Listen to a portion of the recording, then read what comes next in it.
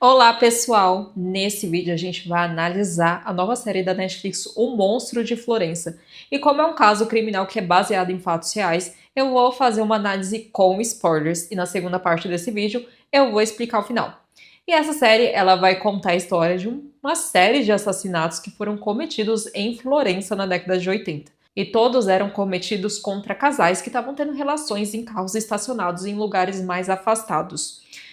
E o caso que mais repercutiu foi o primeiro, que foi da Bárbara Lotti e do seu amante, o Antônio Lobianco, que aconteceu em 1968. E as suspeitas imediatamente caíram sobre o marido, o Stefano Melli, porque a polícia viu aquilo como se fosse um ato de vingança. Ele chegou a ser preso por 14 anos, só que durante o período que ele ficou na cadeia, novos crimes continuaram sendo cometidos. Aí a polícia não sabia se teria sido um serial killer que teria cometido aquele crime contra a esposa dele, ou se seriam crimes separados, por exemplo, o Stefano cometeu aquele crime, mas teria outra pessoa agindo naquela região. Aí a série vai apresentar os novos suspeitos, e na minha opinião ela se parece muito mais um documentário, porque pelo que eu pesquisei sobre a história da Bárbara Lotti, a história dessa série se manteve muito fiel à história real, e na minha opinião é como se eles quisessem apenas relatar e não dramatizar. E eu acho que isso seja um ponto positivo, mas eu acho que muita gente, talvez você tenha assistido, tenha sentido falta de elementos de mais ação, de mais drama, mais emoção, mais conexão com os personagens, e por isso acaba se tornando uma história não muito envolvente. E em alguns momentos, para ser sincera para vocês, eu achei que ficou bem confusa, porque ficava alternando a todo momento pro passado e pro presente. E em cada momento ali da história, eles vão trazer um suspeito diferente. E tinha momentos que eu jurava que seria o marido da Bárbara, e em outros eu fiquei simplesmente chocada com a possibilidade que foi aberta sobre ter sido o filho da Bárbara, que era uma criança na época, ele tinha apenas 10 anos, e nessa possibilidade o Natalino teria cometido um crime a mando da família do pai dele, que não gostava da Bárbara na família deles. E eu acho que até fez muito sentido para mim ter sido menino, porque ele estava no porta-malas do carro, ele não sofreu nenhum machucado, e talvez ele teria crescido com esse trauma de ter tirado a vida da sua mãe e teria continuado cometendo esses mesmo tipo de crime. E seria praticamente a formação de um psicopata. Só que naquela época nem foi levantada essa hipótese, porque ele era uma criança e o pai dele que foi preso. Mas outra coisa que eu quero comentar com vocês é que eu achei extremamente conturbado o casamento da Bárbara com o Stefano, porque a gente vai ver que ele deixou aquele homem que era o Salvatore ter relações com a sua esposa. Eu achei que isso foi horrível. E eu não sei o quanto de realidade tem nisso, eu não sei se isso foi a ficção, se isso foi a dramatização, se da onde que eles tiraram essas informações de como era o casamento deles, mas o Stefano, ele não era só um covarde, ele era um monstro, porque ele acabou permitindo que aquilo acontecesse e também acabou gerando um triângulo amoroso dele com o Salvatore. E a Bárbara, ela agia daquela forma não porque ela era uma mulher imoral, como as pessoas da época estavam chamando ela, mas porque a sociedade daquela época deixou ela daquele jeito, deixou ela traumatizada.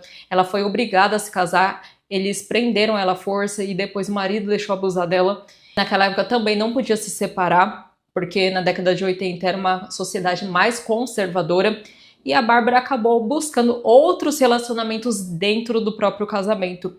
E a série vai girar muito no casamento da Bárbara com o Stefano, porque ela foi a primeira vítima do serial killer de Florença. Mas enquanto a gente vai assistindo, a gente começa a se perguntar: será que foi a mesma pessoa ou será que foi outra que copiou aquele crime que tinha sido cometido em 1968?